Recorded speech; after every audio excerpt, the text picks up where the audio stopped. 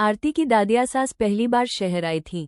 उम्र के इस पड़ाव तक उन्होंने कभी अपना गांव नहीं छोड़ा था। अरे ओ शेखर की बहुरिया, जी दादी जी, तनिक चाय पिला दे बेटिया हमका। जी दादी जी, बस 1 मिनट में चाय ले लीजिए। अरे वाह, क्या बात है। हमरी बहुरिया तो चाय लिए हमरा रास्ता ही देख रही है। बेटिया हमरी चाय स्टील की गिलजिया में ही ला रही हो ना। जी दादी जी, अरे हम चाय पी लेंगे। जाओ, तुम घड़ा लेकर पानी भर लो बेटिया, भोर हो गई है। हंसते हुए आरती ने कहा, अरे दादी जी, यहाँ घड़ा लेकर पानी भरने नहीं जाना पड़ता। पानी बिजली की मोटर से ऊपर टैंक में चला जाता है, फिर फिल्टर से साफ हुआ पानी हम पीते हैं। अच्छा, यहाँ कुछ नया सिस्टम है बहुरिया। हमरे गांव में भी अब हैंडपंप लग गए हैं, पर अब पहले जैसी बात कहाँ। क्यों दादी जी, मुझे बताइए ना, पहले आप कैसे मैनेज करती थी? पहले क्या आप तालाब से पानी भरती थी? हाँ बेटिया, वो जमाना ही कुछ अलग था। पहले हमरे गांव में कुआं नहीं था। हम सब औरतें इकट्ठी होकर गांव के आखिरी छोर पर तालाब किनारे पानी भरने जाती थीं। वह पनघट ही नहीं था। हम सब औरतों का मनपसंद स्थान हुआ करता था।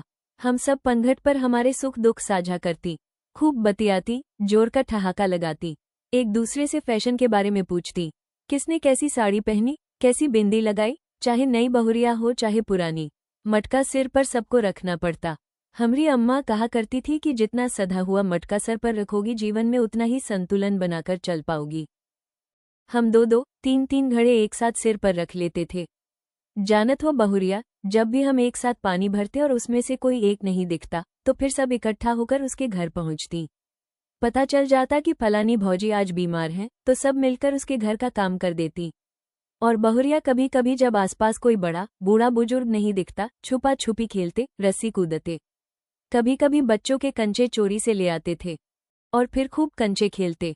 कभी कभी खूब नाचे गाए भी, कभी संग बैठकर आलता भी लगाया।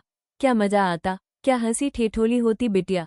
ऐसे ही समय कब बीत जाता पता ही नहीं पड़ता। धीरे धीरे गांव में कुआं बन गया। फिर क्या था, सारे पनघट की पंचायत कुएं पर लगती। जैसे सब पनघट पर मिलते थे, वैसे ही सब कुएं पर मिलते। कभी कोई रस्सी खींचता, कभी कोई और कोई बीमार होता तो उसका घड़ा दूसरा भर देता। हमरे गांव के कुएं का पानी इतना मीठा और साफ था। पर अब वो बात कहाँ। अब वो पनघट वाली पंचायत सब खत्म हो गई है। हालांकि समय समय पर मिलना जुलना होता है, पर हमरे जमाने जैसी बात अब तो वहां भी नहीं है बिटिया। आज भी कभी कभी उस पनघट की सुनहरी यादों में खो जाती हूँ और अपनी उन सखियों को याद करती हूँ जो उस पनघट पर हमेशा मेरे साथ रहा करती थीं।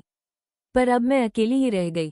आरती मंत्रमुग्ध सी दादी की यादों में शामिल, उनके संग आनंद का आलता लगाती, मानो उसी पनघट पर बैठी थी।